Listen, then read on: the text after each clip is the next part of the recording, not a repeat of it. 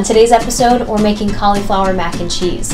Our homemade cheese sauce is so good, your family won't even notice the vegetables.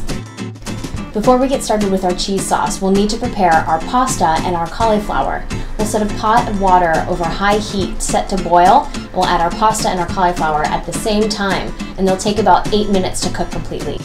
So first, our cauliflower is about a pound. I've already purchased it cleaned and cut, which is an amazing shortcut.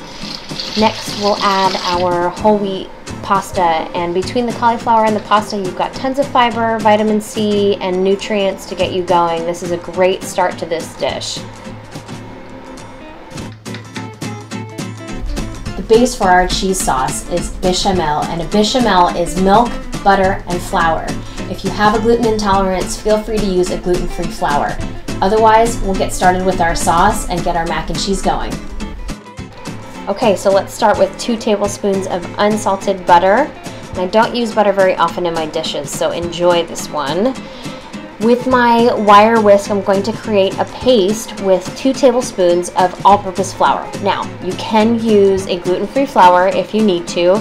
It is 1 tablespoon to 1 tablespoon of butter and flour, so you'll know the ratio there. We're creating a paste here. This is our base for our bechamel, so really incorporate as much and all of the flour as you can before we add our 1 cup of milk. This is skim milk that I'm using. You don't need heavy cream, which is great. If you need to be dairy-free, rice milk is the best of all the dairy-free milks, in my opinion. We're just going to stir vigorously, and we're going to allow the sauce to thicken. Pretty quickly, it's already starting to do that, so just continue to stir vigorously and allow the sauce to really come together. I'm first going to add a pinch of salt and pepper blend, not too much because we're adding some saltier ingredients later.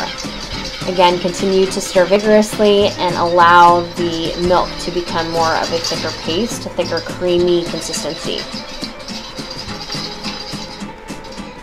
To this now, I'm going to add a cup of sharp white cheddar cheese and a 1/4 cup of parmesan cheese. I use a Dubliner cheddar cheese and just a classic 100% Parmigiano Reggiano.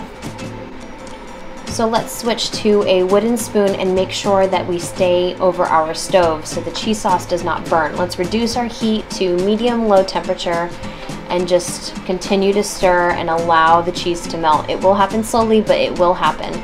You want to be careful of this bubbling right here. This is a caution that your cheese sauce is starting to burn. So if that starts to happen and your cheese is melted, let's turn our stove off and we'll strain our pasta and our cauliflower. It's been about 8 to 10 minutes. And we have our casserole dish already ready. I'm just lining with a little bit of olive oil so the items on the very bottom of the dish don't stick. And I'm adding my unseasoned cauliflower and pasta to the dish. I have some large chunks of cauliflower. I don't mind them, but if you're trying to mask the vegetable for your kids, your husband, your family, whoever, you can actually puree it into your cheese sauce, and that could be a good way of masking it completely. Now the cheese sauce at this point will pour on top. You can pour all of these ingredients into a bowl, stir it all up, and then put it in your casserole dish. But I just find it easier, and I don't have to wash an extra dish if I just put it all in the casserole and stir it in that dish. Now I'd like to add panko crumbs to the top of my mac and cheese. It gives it a little crunch, and it's just a fun texture to add. You don't have to do this, you can omit this step, but I love to add this and then dot it with a little bit of butter to create a nice golden brown look. If you don't want to use butter, you can do truffle oil if you're a truffle oil fan. Lots of people out there are either or, so your pick, butter or truffle oil. So our mac and cheese is just about ready. You can do 2 things with this dish at this stage. You can cover it with saran wrap and put it in your fridge or even your freezer and save it for a later time. Or you can pop it into a 350-degree oven for about 12 minutes until your top is nice and golden brown and all of your ingredients are set.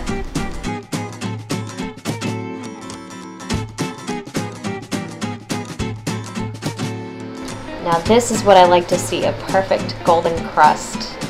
So let's plate our mac and cheese. It is perfectly gooey and amazingly delicious, and we'll just sprinkle a little bit of our salt and pepper blend over the top. and we are good to go. Now this mac and cheese, good enough to eat.